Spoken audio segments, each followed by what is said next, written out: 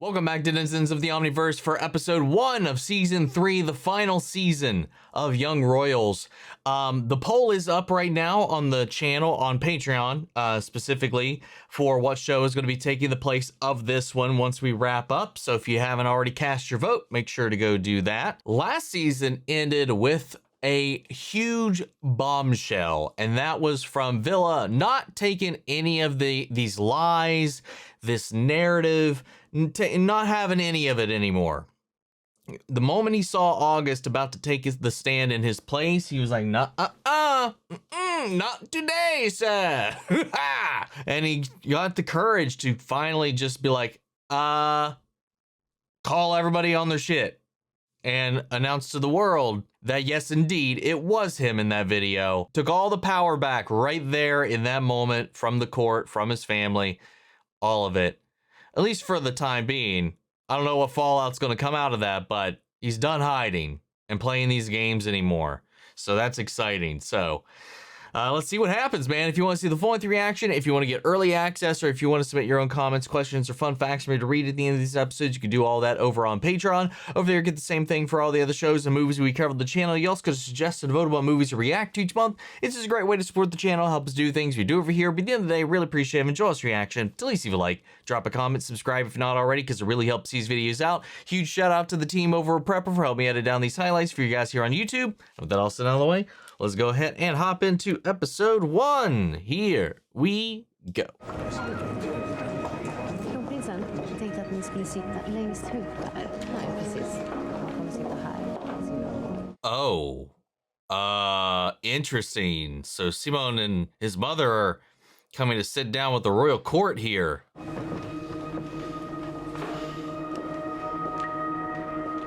Oh, not even a single look. Jag tror inte det här kommer ta så långt. Jag tror det kommer gå över snart. Ja. Har du tagit tabletter? Ja. What is going on over there? That's concerning. Don't mind me, I'm but a flicker. That's our look for the beginning. What a fitting song. God, and August is here too. Intimvideon. Men likväl så skulle en rättegång avsevärt för den nuvarande mediala situationen. Oh. Hur kan du säga så? Han försökte förstöra deras liv. Och efter prinsess Tal kom Nordisk motståndsrörelse till Bjärstad och brände prideflaggor. Vi får hatbrev till vår hem. Jag vill ha upprättelse för min son. Kan vi ta en kort paus här bara? I kind of wish we would have seen some of that rather than just kind of hearing about it right now. I know he got attention, but I didn't know about all of that. Jag ska upp dig. Det blir bra det här. Så jävla lätt när de sitter och tittar på mig som att jag vore någon jävla pissmänniska. Well, I mean, okay, yes, you are a shitty person. Ibland kan det bara vara skönt att acceptera att man är en liten pissmänniska ibland, va? Tycker du att jag är ond eller? Nej, absolut inte.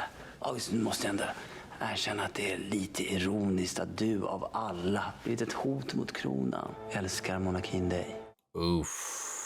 See, and that's another thing that, I don't know, like, En av Sveriges bästa. Och det är ett väldigt generöst erbjudande. I feel, God, they find a way to make me feel bad when I'm really trying to not feel bad. Till Sverige för att mina barn skulle lära sig ta emot mutor. De kommer försöka gräva upp all möjlig skit. De är som en klan, maffiametoder. Jag vill bara att det här ska ta... Well, I mean, yeah.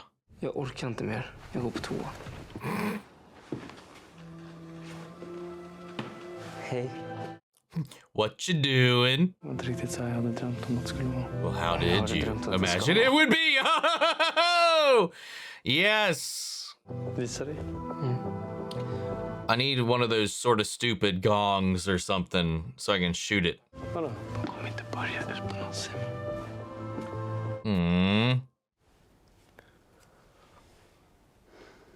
You tease. This is just episode 1, man. Then again, it is the series finale, or the final season, not the series finale.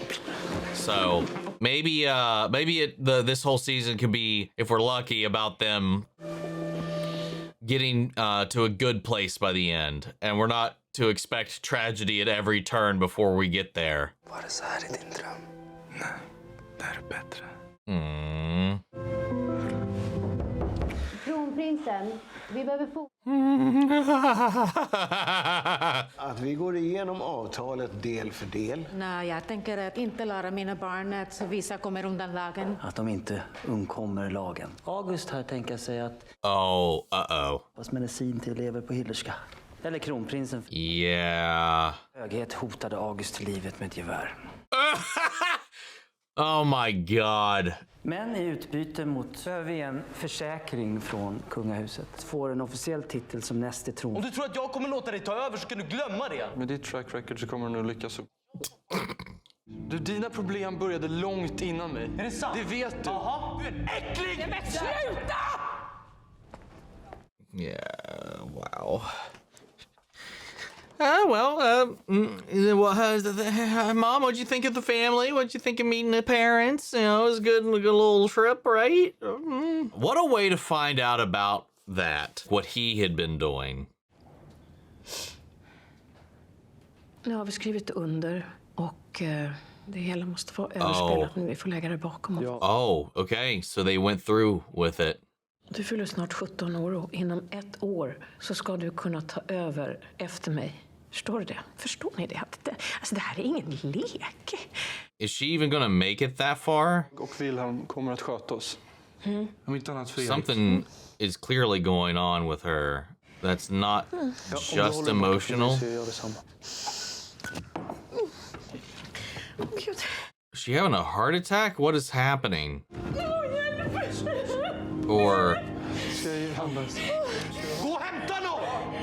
Or maybe it's just she's finally... Wow. Maybe she's finally having a break after all of this. She's just been hiding all of her stress and feelings behind duty and resolve. And it's just taking its toll on her. Hon har liksom haft på sig samma springtights i flera dagar i rad. Alltså, jag är helt sjuk i huvudet om jag säger att jag tycker att hon kan liksom sluta whina nu.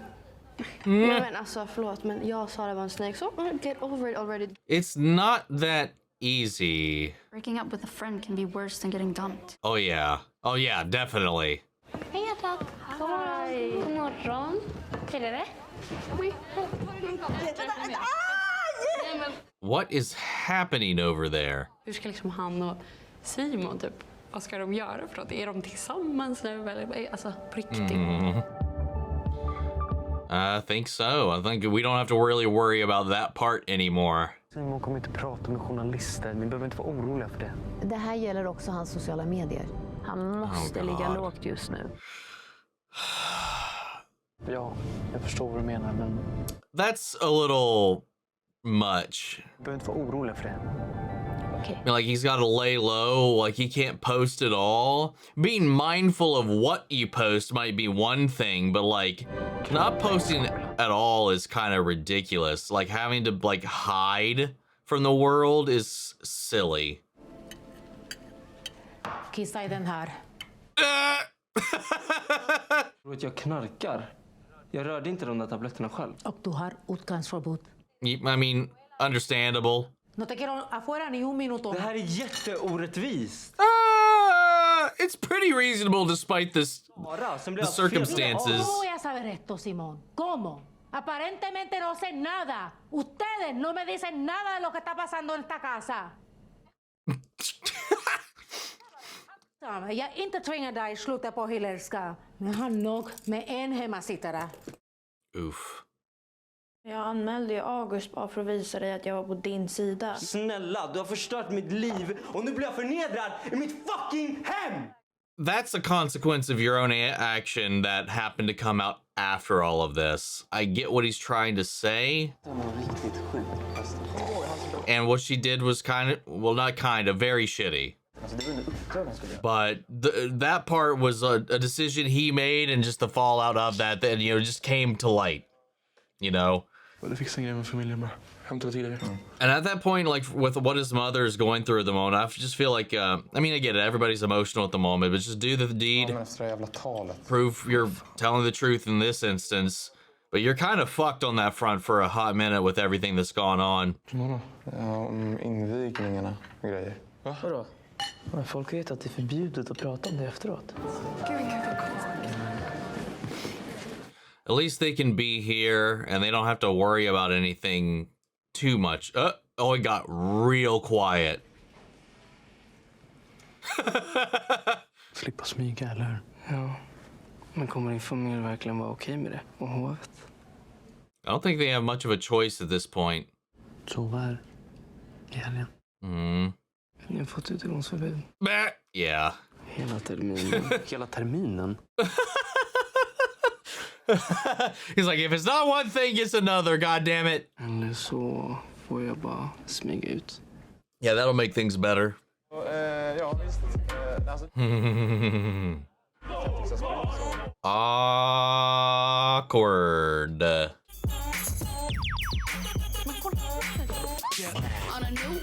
There he goes again.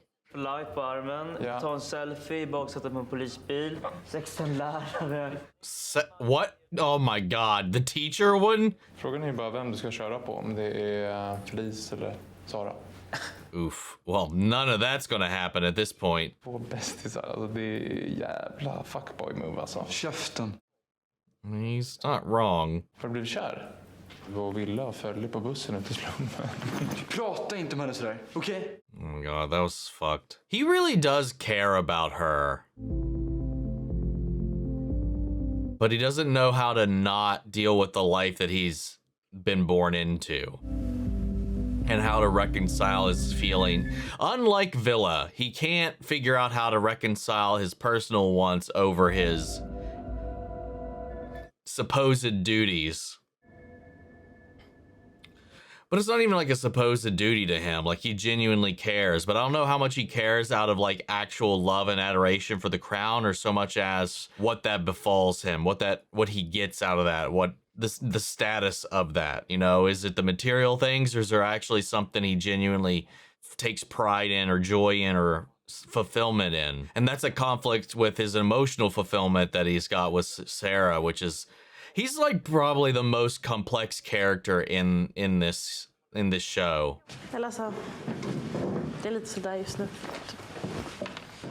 Just det. Skulle du kunna ge den till Sara? We're not exactly talking either at the moment. Alltså det är så konstigt för att jag är verkligen, jag är så jävla arg på henne. Men på något sjukt jävla vänster så saknar jag henne samtidigt. Yeah, it's understandable. För att de tycker det är förnedrande att sakna någon som har fuckat en så jävla hårt. Men det är förnedrande. Men ja, jag fattar vad du menar. I think he feels that. Hur kommer man över sin... As her brother especially too. Hej, Simon Eriksson. Jag har hört en del rykten om homofobi. Ditt ex, Marcus Sköld. Oh my god. Det verkade vara ganska problematiskt mellan dig och kronprinsen. Oh, fuck you, Marcus. What a little bitch. När vi till slut når ex-pojkvännen säger han att relationen mellan kronprinsen och Simon Eriksson verkar problematisk. It's only problematic in the way that the crown was trying to manipulate the situation. It would have never been problematic if they had just accepted Villa's situation from the get-go. Or August did get in the way of everything. Jag tror att det är bättre att jag bara har koll själv och svarar på vissa kommentarer och har kontroll. Så att folk fattar vem jag är och vart jag står typ. Maybe, but they also told you not to do that, but fuck them, after all, is what I say. Jag ska vandra och jag ska paddla. Kan du simma eller? Jag kan simma som fan. Jag är som en haj i vattnet. That's so shitty, man. I know it's like a season later, but now we're seeing like more of the fallout continue on after all of this, especially now that the confirmation has been put out into the world. More of the world bleeding into Simon after just the initial like flood from the video. Hej, du har kommit till Simon. Du vet vad du ska göra.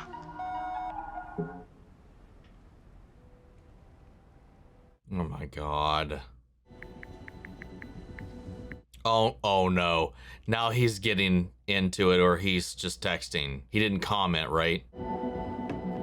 Okay. Wait, or did he just send him like a copy or a screenshot or something like that of what he had saw and not actually him looking at some of the same stuff as well? Alltså jag vill bara säga att jag kanske inte hade gjort samma val som du, men jag tyckte ändå att det var modigt. Dumt. Yeah, it's pretty accurate, I'd say. Fucking hanterade allt. Jag önskar jag kunde fråga honom. Yeah. That's the shitty thing, man. Hålla det privata. Vadå, ångrar du dig att du sa att det var du? Varför skulle jag ångra mig? Jag vet inte, det bästa är väl kanske att hålla sig till någon som tillhör kretsen. Inte för mig. Sorry. Can't choose where your heart gets pulled to, man. Sara.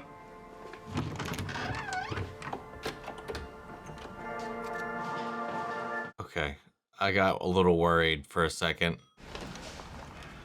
Oh! Kan jag sova här? Wow. Ja, självklart. Kom in. She feels that alienated in her own home to come here. That's huge. Har det hänt något? Jag kan bara inte vara hemma just nu. Vad? Jag vill inte prata om det. Du är alltid välkommen här. Jag tar soffan. Det är ändå bara tillfälligt. How temporary are we talking, and what's the plan for after?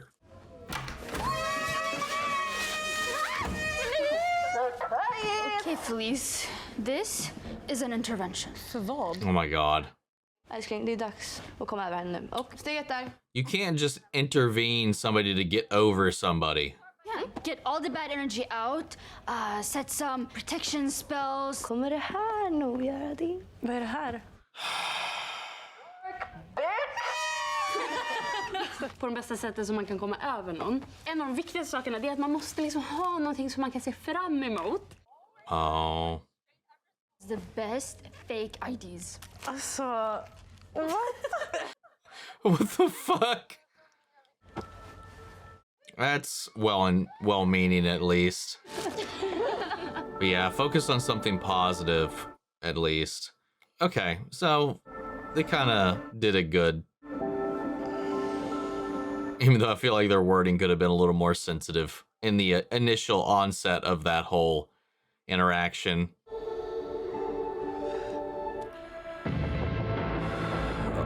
Oh my god. Oh my lord.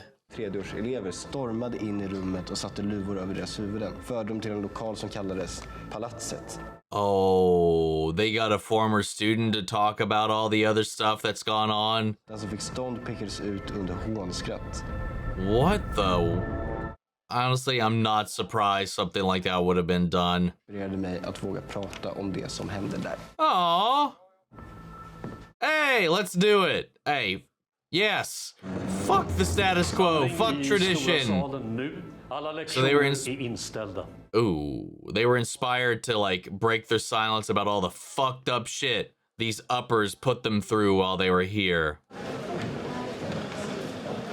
Inspired them to stand up against all of it. And now it's probably going to bite them in the ass again, yeah, but... Har det hänt dig? Nej, inte film. But the other stuff, yes. Vadå det andra då? We don't need to talk about that, but yes. God morgon.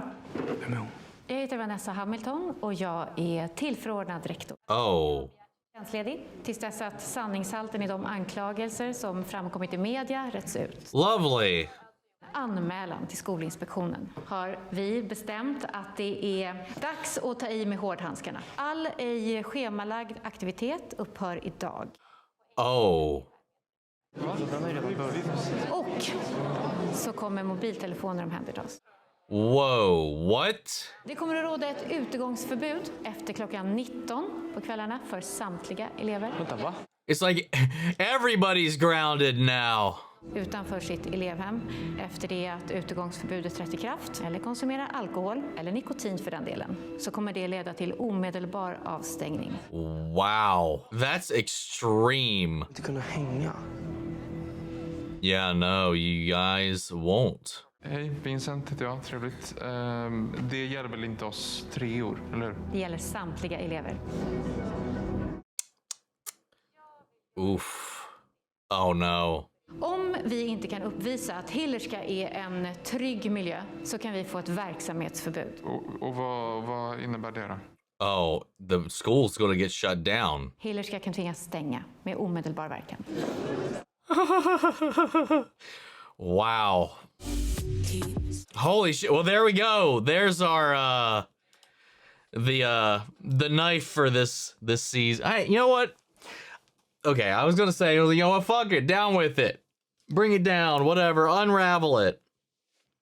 But then they would send everybody to the winds. Like, there's no way they would enroll him like a public school again after everything that happened, everything that's currently happening. But yeah, that's kind of insane. The literal entire school. You know, it started off with Simon like rightfully being grounded for what he had kind of hid from his mother and all of that, to the entire school effectively being grounded for everything that came out. And also how that was a side effect of Villa's statement, his speech, that I didn't consider is, you know, like the empowerment that would come from that from other people, you know, former students for that matter, with the Crown Prince coming out and talking about breaking traditions and standing up to the powers that be, the people making those decisions or whatever, and then coming out about his experience at Hillerska as well, and then shedding some light on all of their demeaning hazing rituals for initiation on all of that. And it's, God, so, but now that's with all that attention, now the school's at risk of being closed down, so everybody's got to be on their tip-top behavior, which is just putting an end to all of the fun stuff you would do in your final year, all the little like ins and outs and plans, the ability, any freedom whatsoever. They're confiscating everybody's cell phones. They can only use them for one designated hour a day. A 7 p.m. curfew. I get it, man. You can't control kids. You can't control teenagers. Like, they'll find a way to get into some fucked up shit if they want to get into some fucked up shit. Then I want to also like go back to like Simone. Finally, we're actually seeing a little bit more, other than the press following him around for a little bit, for like an episode and a half, kind of. After what happened in season 1 going into season 2, because season 2 they didn't, like, when he was just out walking around, it's like everybody forgot about it. Sure, it wasn't the prince, but he was the guy in the video no matter what, in association with the prince. You know, I'm surprised that never really came back into play, but now that it's all confirmed that the original story was true, we're back to actually seeing that. They're getting death threats, they're getting fucking people got their house all the damn time. They're being bombarded. There's the chatter online, the perception of who and what he is that isn't helped at all, because Marcus had no problem open his damn yap. This guy puts on this front about being all like the perfect dude. I'm a sensitive boyfriend, blah, blah, blah, blah, blah, blah. But then anytime he doesn't get his way or it's not going the way he would want, he emotionally gaslit and manipulated Simone, shamed him for the decisions that he's made, and then goes and just starts talking shit about both of them to reporters. Not even kinda. He's a dick. Fuck that guy. Like, all of it was just a game and a mask. And yeah, that pisses me off. So now that's stirred up even more negative attention towards Simone, at least, especially in the public eye. So that's lovely, but also they don't want him responding, engaging, posting. So he's just kind of got to sit back and take it, though he did say that he was going to maybe try to fight for, you know, stand up for himself in some of the comments, but that didn't really seem to help either. It's just a fucked up situation, man. Sarah also, given everything going on with Felice and her brother, understandably is just feeling so adrift. She thought August would have done the right thing because she truly did believe in him. It doesn't make the way she went about everything that much better, but she genuinely, like, as fucked up as what she did it was, like, she didn't do it with the intention of fucking anything up. She was in love, she was confused. I fault her least, I think, in this whole scenario about everything that's transpired. But there is consequences to that, and she did put faith in the wrong place. But it's not like he doesn't love her, because he very clearly does, He's still standing up for her even after everything. If people were talking shit about her or, talking about her status or whatever. And, he's still standing up for her. He still cares. But at the same time, he's still torn between her and his ambitions. And he doesn't know how to bring those things together or which one's more important to him. He was trying to have his cake and eat it too. And he ended up losing her as a result when he chose them over everybody else and her brother and her family, or the right thing for that matter. And now we're also in that situation because he's also brought to light the stuff with the arrangement he had with Simone, the gun incident with Villa. It's just all kind of crashing down. Oh my God. And then there's something going on with his mother. She's taking medication. She had a little bit of a mental break. I don't know if she legitimately thought she was seeing Eric in that moment or was talking to Eric in that moment, but she had an emotion. She cracked. I thought she was having a heart attack for a minute, but I think maybe she too, like Villa, maybe had a panic attack in the wake of all this. She's just been really good at covering it up because she's probably been at this for a lot. I mean, obviously she hasn't even kind of been, but she has been doing this for much longer than he has. And it's just another one of those things about how he doesn't really know how his family deals with anything because nobody talks about it. It's just messed up, man. Anyway, let's head over to Patreon and see what y'all got to say. Because I think I've said pretty much as I think I need to say without repeating myself too much. But let's see. We got Snolly here. I'm sure you'll notice the parallels and references to early seasons. It will definitely continue. Season 3 is great. If there was any overt ones, I'm not going to lie. I didn't noticeably catch too many of them. I apologize. If you want to clarify what some of them were next week, I would love to read some of them because honestly, season 1, or at least some of the elements of it, isn't as fresh in my mind right now. So if there's any like direct callbacks or references or parallels, intentionally so, I'm not sure. I'm not that I'm not sure. I didn't draw the connection. So I'd be curious to know what there is. We got Henry here. I'm interested in hearing your thoughts on the mothers in this episode. First, we have the Queen's breakdown. After we've seen her staying strong and stoic throughout even the past seasons, the sex tape, Eric's death, and now see her crumble for the first time. Personally, it broke my heart when she was calling out Eric's name while the son she still has tries to comfort her. Yeah, it's like I don't know. It's just like she's projecting everything of her lost son onto Villa. He's just not things. It's just like, I don't know. It's just, he's the backup, even as a son almost in a way. I don't know if she sees it that way, but that's the way it kind of comes off. But losing a child, especially because it hasn't been that long ago, is a damaging thing. And it probably is just years of pent up, repressed emotions and all this all kind of breaking all around the same time. But yeah, for him to be the one that is there and for her to be calling out desperately for the lost brother, not the one actually there trying to check on her, make sure she's okay. It can't feel good. And then we have Linda making Simone pee into a cup for a drug test, which is understandable. What's your thought on that? Was that justified? Fuck yeah. I mean, you can't, after everything that's come out with that, she can't trust his words. Like, he can say he never took them all day long. That does not confirm or deny anything in her mind. That's why she needed that. She's like, no, okay, sure. Your words mean nothing to me at this point because you've clearly lied to my face about certain things or just withheld a lot of really important stuff. Both of you have, and she's like, here, this won't lie to me if you do this. So I completely get it. While I get her concern, especially considering her ex-husband's drug problems, I thought she could have put in the effort of sitting Simon down and letting him explain what all of this was about, and then make her decision before jumping to conclusions and punishing him like this when she knows what hardships he's been through the past few months, and it's still going through with the hate comments. No, as a parent, like from her standpoint, I think she's fully justified in her feelings and the way she handled it. He lied about everything.